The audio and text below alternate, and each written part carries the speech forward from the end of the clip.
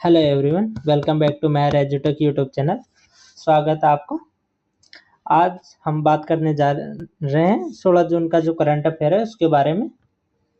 तो हम यहाँ पे आप डेली आपको करंट अफेयर भी प्रोवाइड करवाएंगे। तो इसकी क्लासेज आपको यूट्यूब चैनल पे ही मिल जाएगी। डेली अपलोड होंगे वीडियो, तो आप यहाँ से देख सकते हो और अपनी एग्जाम्स के लिए प्रिपेयर कर सकते हो। और इसके नोट्स जिसको भी चाहिए उसको वो हमारा टेलीग्राम चैनल ज्वाइन कर सकता है। वहाँ पे उसको इसके नोट्स मिल जाएंगे, काफ़ी बेहतरीन तरीके से हमने तैयार किए हैं, तो वो ज्वाइन कर सकता है टेलीग्राम चैनल। लिंक डिस्क्रिप्शन में आपको मिल जाएगा। तो स्टार्ट करते हैं क्लास। सबसे पहले बात करते हैं कि प्रधानमंत्री नरेंद्र मोदी को अभी साइप्रस ने सर्वोच्च नागरिक सम्मान जो होता है उनका वो प्रदान किया है। ठीक है, तो नरेंद्र मोदी जी अपनी विदेश यात्रा पे थे 15 जून से 19 जून तक के लिए। कहाँ की यात्रा पे थे वो? साइप्रस, कनाडा और क्रोएशिया की यात्रा पे थे। तो साइप्रस में उन्होंने 2 समझौते किए थे। 15 और 16 जून को उन्होंने 2 समझौते किए हैं। वहाँ पे 2 MOU साइन हुए हैं। किस किस के बीच में? पहला हुआ है इंडियन एक्सचेंज के बीच में, NSE इंटरनेशनल एक्सचेंज और साइप्रस स्टॉक एक्सचेंज जो भारत का और साइप्रस का स्टॉक एक्सचेंज है उनके बीच में MOU हुआ है। और दूसरा हुआ है कि साइप्रस में जो यूरो बैंक है उसके माध्यम से भारत के UPI सिस्टम को साइप्रस में लागू करने के लिए। ठीक है, तो उसके लिए MOU हुआ है। तो ये 2 चीजें है। ठीक है, और फिर आगे चलते हैं। अभी रिसेंटली अनाउंसमेंट हुई है भारत की जनगणना के रिगार्डिंग कि भारत की जनगणना 2025 की अधिसूचना जारी हुई है। कब जारी हुई है? ये 16 जून 2025। इस डेट को जरूर याद करना है क्योंकि इसमें पहली बार डिजिटल और जाति आधारित जनगणना होगी। ठीक है, जो कि कब तक पूरी हो जाएगी? 1 मार्च 2027। ये लक्ष्य लेके चल रहे हैं कि 1 मार्च 2027 तक ये कंप्लीट हो जाएगी। ठीक है, इस जनगणना में मोबाइल ऐप के माध्यम से रियल टाइम डाटा एंट्री और नागरिकों के लिए स्वयं गणना का विकल्प शामिल है कि रियल टाइम एंट्री होगी डाटा की और खुद से नागरिक एंटर कर सकता है अपनी डिटेल। ये 2 चरणों में प्रक्रिया होगी। एक हाउस लिस्टिंग ऑपरेशन, HLO जिसे बोलते हैं, उसमें, और जनसंख्या गणना। पहले हाउस की लिस्टिंग होगी, फिर उसमें कितने मेंबर उनकी होगी। ठीक है, फिर आते हैं 113वां अंतर्राष्ट्रीय श्रम सम्मेलन जो अभी हुआ था। ये कहाँ पे हुआ है? जेनेवा, स्विट्जरलैंड में हुआ है। ठीक है, इसका आयोजन कब से कब हुआ है? 2 जून से 13 जून के बीच में। ठीक है, तो इसका आयोजक एक मिनट, जो इसका आयोजक है वो है अंतर्राष्ट्रीय श्रम संगठन। आयोजक कौन है? अंतर्राष्ट्रीय श्रम संगठन इसका आयोजक है। और भारत का प्रधानमंत्री कौन था? प्रतिनिधित्व कौन था इसमें? डॉक्टर मनसुख मांडविया, जो कि केंद्रीय श्रम एवं रोजगार मंत्री हैं हमारे, वो इस भारत के प्रतिनिधित्व थे इसमें। वो भारत की तरफ से जो रिप्रेजेंट करने गए हुए थे इसको।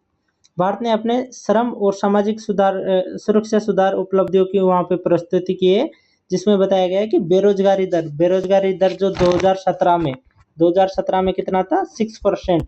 वो 2024 में कितना रह गया है? 3.2% रह गया है घट के, मतलब वहाँ से 2.8% घटा है। तो घटकर कितना हो गया? 3.2। ठीक है, और ई श्रम पोर्टल है, उस पर 30 करोड़ असंगठित श्रमिकों का पंजीकरण हुआ है। ठीक है, फिर आगे बात करते हैं कि सामाजिक सुरक्षा कवरेज 2019 में जो थी 24.4%, उससे बढ़कर कितनी हो गई है? 64.3% हो गई है। ठीक है, 2025 में।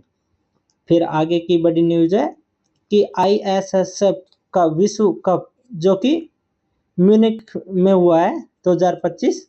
तो आयोजक कौन था? म्यूनिख, जर्मनी में हुआ था। ये कब से कब तक हुआ था?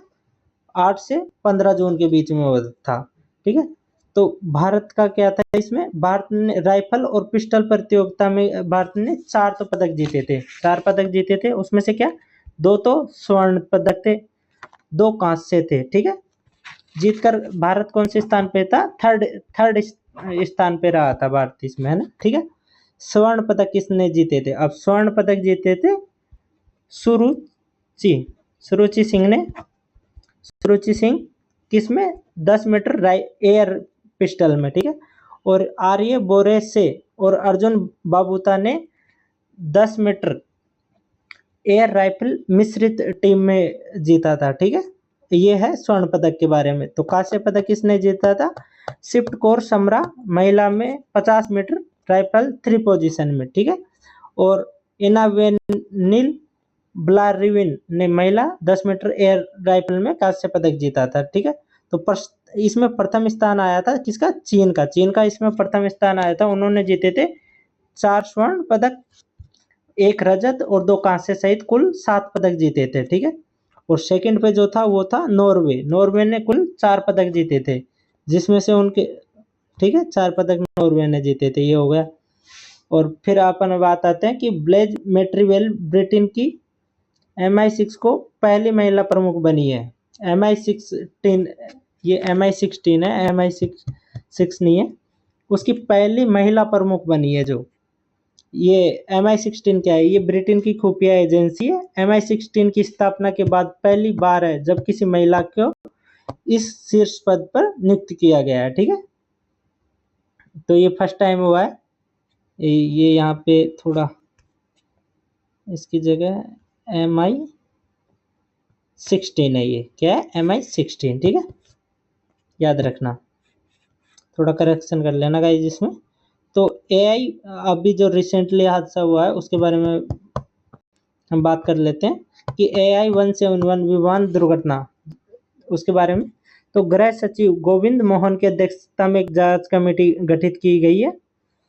जो समिति का गठन किया है वो किसने किया है? केंद्रीय नागरिक उड्डयन मंत्रालय ने किया है। समिति को 3 महीने के भीतर अपनी रिपोर्ट प्रस्तुत करने का निर्देश दिया गया है, ठीक है। तो अध्यक्षता कौन कर रहा है इसकी? गृह सचिव गोविंद मोहन, ठीक है। और किसने ये आदेश दिया है? समिति का गठन किसने किया है? केंद्रीय नागरिक उड्डयन मंत्रालय ने, ठीक है। और क्या इनको निर्देश दिए गए हैं वो याद रखना, 3 महीने के भीतर अपनी रिपोर्ट प्रस्तुत करनी है, ठीक है। फिर अपन आते हैं वैश्विक पवन ऊर्जा दिवस, जो कि 15 जून को आता है, उसके बारे में। तो इसका उद्देश्य क्या है? ग्लोबल विंड डे का उद्देश्य क्या है? लोगों और नीति निर्माताओं में स्वच्छ नवीनीकरणीय पवन ऊर्जा के महत्व को उजागर करना है। लोगों और नीति निर्माताओं में स्वच्छ नवीनीकरण पवन ऊर्जा के महत्व को उजागर करना है। इसका उद्देश्य आपको याद रहना चाहिए। उद्देश्य जरूर पता हो कब होता है? 15 जून को, ठीक है। आगे बात करते हैं, भारत का पहला एग्री ड्रोन स्वदेशीकरण केंद्र कहाँ स्थापित हुआ है उसके बारे में बात कर लेते हैं। तो इसका उद्घाटन हुआ है 14 जून को। कब हुआ है? 14 जून को। कहाँ पे? चेन्नई में इसका उद्घाटन हुआ है, चेन्नई में, ठीक है। निर्माण करा गरुड़ एरोस्पेस द्वारा। गरुड़ एरोस्पेस द्वारा इसका निर्माण किया गया। उत्पादन लक्ष्य कितना है? 1 लाख ड्रोन। 1 लाख ड्रोन बनाने कब तक? 2026 तक 1 लाख ड्रोन बनाने। इसके अलावा निम्न पहले शुरू की गई है। भारत में 300 सेंटर ऑफ एक्सीलेंस, ट्रेनर कार्यक्रम, ड्रोन दीदी इनिशिएटिव, ये पहले भी भारत में स्टार्ट की गई है। मतलब ये कदम उठाया गया है कि भारत में 300 सेंटर ऑफ एक्सीलेंस, ट्रेनर कार्यक्रम और ड्रोन दीदी इनिशिएटिव, ठीक है। फिर आगे बात करते हैं, भारत में पवन ऊर्जा क्षमता 51.5 गीगावाट पहुंच चुकी है, उसके बारे में बात करते हैं।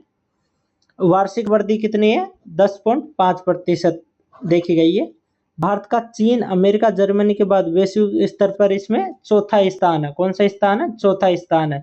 तो ये ध्यान रखना कि पहले पे चीन है, फिर अमेरिका, जर्मनी, उसके बाद में भारत आता है चौथे पे।